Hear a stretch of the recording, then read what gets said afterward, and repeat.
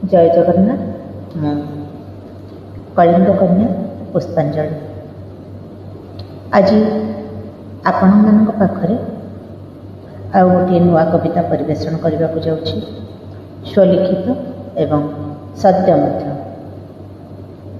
Corona ମହାମାରୀ କୋଭିଡ-19ର ଦ୍ୱିତୀୟ ଲହରର ଭୟାବହତା ଦେଖି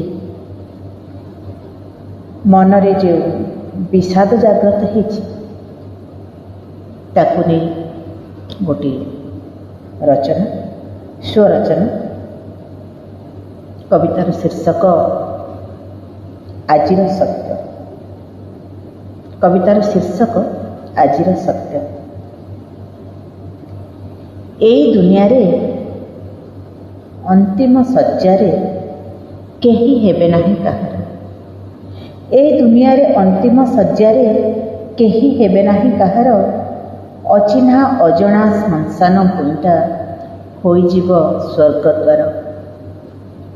ବନ୍ଧୁ ପରିବାର ସଖା ସହୋଦର କେହି ନଥିବେ ପାଖରେ। ବନ୍ଧୁ ପରିବାର ସଖା ସହୋଦର କେହି ନଥିବେ ପାଖରେ।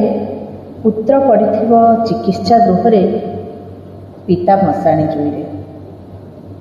6 ଖଣ୍ଡ କାଠ 9 ଦଉଡ଼ିର ଲୋଡ଼ା ଆଉ ହେବ ନାହିଁ। 6 ଖଣ୍ଡ କାଠ 9 ଦଉଡ଼ିର ଲୋଡ଼ା ଆଉ ହେବ ନାହିଁ। 2 ଜଣ ଧରି ମାଟିର ପିଣ୍ଡକୁ ଅଗ୍ନିରେ ଫିଙ୍ଗିବେ ନେଇ। କ୍ରିୟାକର୍ମ ପୁଣି ଶୁଦ୍ଧି 10 ତୁଠ। କ୍ରିୟାକର୍ମ ପୁଣି ଶୁଦ୍ଧି 10 ତୁଠ। ଭାବିବା ବହୁତ ଦୂର। ଅଜଣା ଅଶୁଣା ପୁତ୍ରଟିଏ ଆସି ମୁଖେ ଦେବ ଅଗ୍ନିଗାର। କିଏ ଅବା ଜାତି କିଏ ବା ଅଜାତି, କିଏ ଅବା ଜାତି କିଏ ବା ଅଜାତି, କେହି ଆଉ ନ ବାଛିବେ। ସବୁରି ରୁଧିର ଗୋଟିଏ ରଙ୍ଗର ବୋଲି ମନେ ବିଚାରିବେ। ବସୁଧା ବୁକୁରେ କେହି ନୁହେଁ କାହାର। ବସୁଧା ବୁକୁରେ କେହି ନୁହେଁ କାହାର। କରମ ଏକା ନିଜର।